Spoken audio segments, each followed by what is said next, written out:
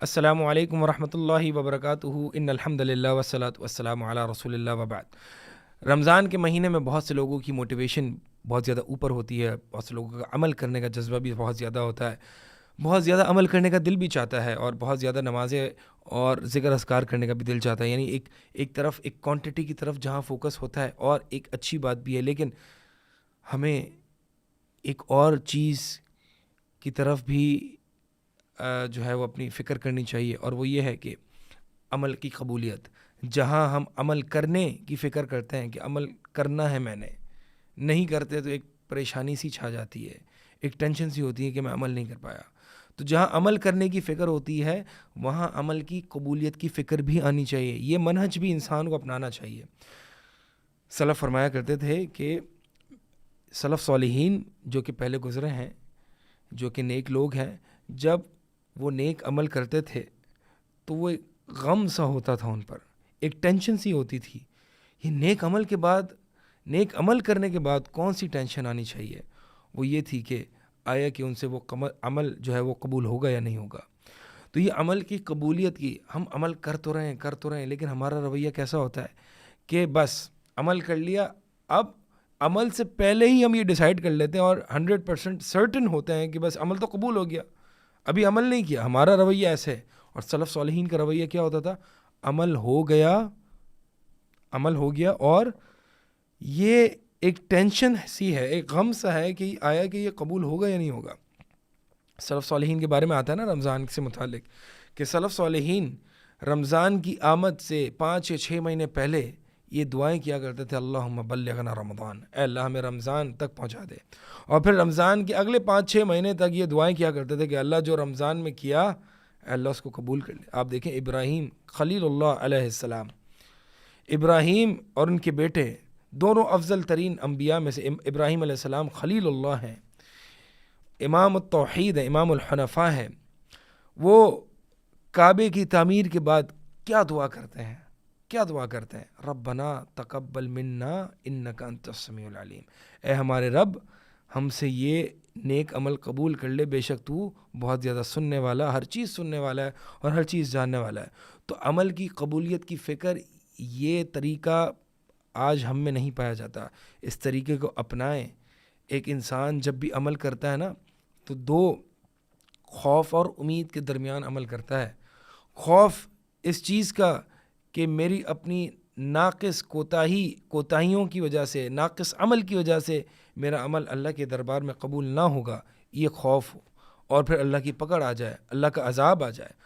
اور امید یہ ہو کہ اللہ تعالیٰ کی رحمت کو دیکھتے ہوئے، اللہ تعالیٰ کے فضل اور اکرام کی طرف نظر کرتے ہوئے کہ اللہ میرے اس ٹوٹے پھوٹے عمل کو قبول کر لے۔ تو گویا کہ یہ 2 چیزوں کے درمیان انسان اپنی بیلنسڈ ایک طریقے سے چل رہا ہوتا ہے۔ خوف اپنے آپ پر نظر رکھتے ہوئے، اپنی کوتاہیوں پر نظر رکھتے ہوئے، اور امید اللہ تعالیٰ کی رحمت اور اللہ تعالیٰ کے فضل کی طرف۔ تو انسان جب بھی عمل کرے، اللہ تعالیٰ قرآن میں فرماتا ہے انما یتقبل اللہ من المتقین واللہ، یہ کمر توڑ دینے والی آیت ہے۔ اللہ تعالیٰ فرماتا ہے صیغہ حصر کے ساتھ کہ بس اللہ تو صرف متقین سے ہی قبول کرتا ہے، اللہ اعمال کو صرف متقین سے ہی قبول کرتا ہے۔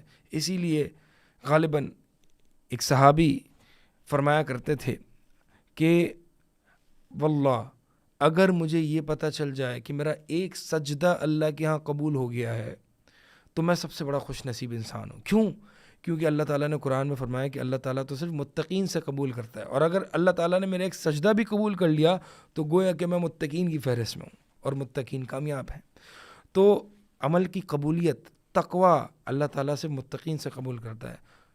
تبھی تو آپ دیکھیں بہت سے لوگ اس طرح کا سوال کرتے ہیں کہ جناب رمضان کے مہینے میں، حدیثیں سن رکھی ہوں گی آپ نے کہ من صام رمضان ایمانا واحتسابا غفر له ما تقدم من ذنبی، جو روزے رکھتا ہے ایمان کی حالت میں اور اللہ تعالیٰ سے اجر و ثواب کی امید لگاتے ہوئے، اس کے تمام گناہوں کو، سابقہ گناہوں کو معاف کر دیا جاتا ہے۔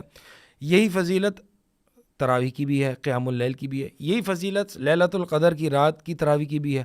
اب ایک انسان یہ سوال کرتا ہے کہ بھائی جب میں نے ایک روزہ رکھ لیا تو میرے سابقہ گناہ معاف ہو گئے، تو اب میں تراویح کیوں پڑھوں؟ کیونکہ تراویح کی بھی یہی فضیلت ہے۔ اچھا جناب، پھر ایک اور سوال بھی انسان کر لیتا ہے کہ جب میں نے ایک دن کی تراویح پڑھ لی تو میرے سابقہ گناہ معاف ہو گئے، تو اب میں دوسرے دن کی کیوں پڑھوں؟ جب میرے سابقہ گناہ معاف ہو گئے روزے سے تو پھر میں تراویح کیوں پڑھوں؟ یا پھر میں نے تراویح سے سابقہ گناہوں کو معاف کر لیا تو میں روزے کیوں رکھوں؟ یا پھر میں نے روزے اور تراویح سے سابقہ گناہوں کو معاف کر لیا تو میں لیلۃ القدر کی رات کی تراویح کیوں پڑھوں؟ یعنی سب کی جب فضیلت ایک ہے تو جب گناہ ایک عمل سے معاف ہو گئے سارے کے سارے سابقہ، تو پھر میں آگے کے عمل کیوں کروں؟ یہ ایک سوال انسان، ایک کنفیوژن بہت سے لوگوں کے مائنڈ میں رہتی ہے، تو میں چاہتا ہوں کہ اس کو بھی انشاءاللہ کلیئر کر دیں. اور وہ یہ ہے کہ ابن القیم رحمہ اللہ نے یہ کنفیوژن کلیئر کی ہے کہ ہمیں کیسے پتہ کہ ہمارے اعمال قبول ہوئے. یعنی مثال کے طور پر ایک انسان روزہ رکھتا ہے اور روزے کی یعنی روزہ کی فضیلت جو کہ سابقہ گناہوں کی معافی ہے وہ تو تب ملے گی نا جب روزہ قابل قبول ہو جائے گا، جب روزہ اللہ تعالیٰ قبول کر لے گا. تو آپ کے پاس کیا گارنٹی ہے کہ آپ نے روزہ رکھ لیا اور اللہ تعالیٰ نے آپ کے گناہوں کو معاف کر دیا؟ تو لہٰذا اس دوڑ میں لگے رہیں، اس امید میں لگے رہیں، ان اعمال میں ایک کے بعد ایک لگے رہیں کہ کوئی نہ کوئی عمل تو اللہ کے ہاں قبول ہو جائے گا اور میری بخشش کا اعلان ہو جائے گا. روزہ ایک روزہ رکھیں، دوسرا تیسرا. ہماری حرکتیں ایسی ہیں، ہمارے اعمال ایسے ہیں، ہماری کوتاہیاں ایسی ہیں، ٹوٹے پھوٹے تو روزے ہم اللہ تعالیٰ کو دیتے ہیں، پتہ نہیں کون سا روزہ اللہ کے ہاں قابل قبول ہو جائے اور میرے تمام کے تمام گناہ کو معاف کر دیا جائے. تو دیکھیں ہمیں نہیں پتہ کہ کون سا روزہ قابل قبول ہوتا ہے، کون سی تراویح قابل قبول ہوتی ہے. اسی لیے یہ نہ سوچیں کہ میں نے روزہ رکھ لیا تو اب میں تراویح نہیں پڑھا کیونکہ روزے سے ہی میرے گناہوں کو معاف کر دیا گیا. کیونکہ جب انسان کو یہ جو خوف اور امید کے درمیان انسان عمل کرے گا نا تو پھر یہ سوال انسان کے ذہن میں نہیں آئے گا کہ میرے تو اس سے تو گناہ معاف ہو گئے تھے، وہ فضیلت مجھے حاصل ہو گئی تھی، لہٰذا اب میں دوسرا عمل کیوں کروں؟ بھائی عمل پہ عمل کرتے رہیں. جیسے کہ سلف صالحین فرماتے ہیں نا کہ ایک بندہ جو نماز میں ہوتا ہے وہ نماز پڑھتا رہتا ہے، 5 وقت نماز پڑھتا ہے اور بھی نمازیں پڑھتا رہتا ہے. ایک نمازی جو ہوتا ہے وہ اللہ کے دروازے کو نوک کرتا ہے، کھٹکھٹاتا ہے، اور جب وہ کنسسٹنٹلی نوک کرتا رہتا ہے اللہ تعالیٰ کے دروازے کو تو قریب ہے کہ اس کے لیے وہ دروازہ کھول دیا جائے گا.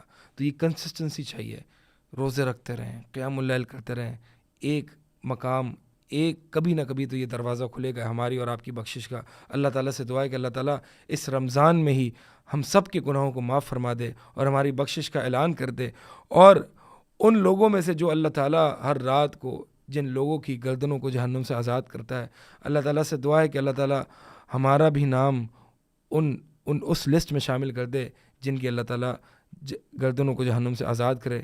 اللہم اجرنا من النار. اقول قولی ھذا استغفر اللہ لی ولکم.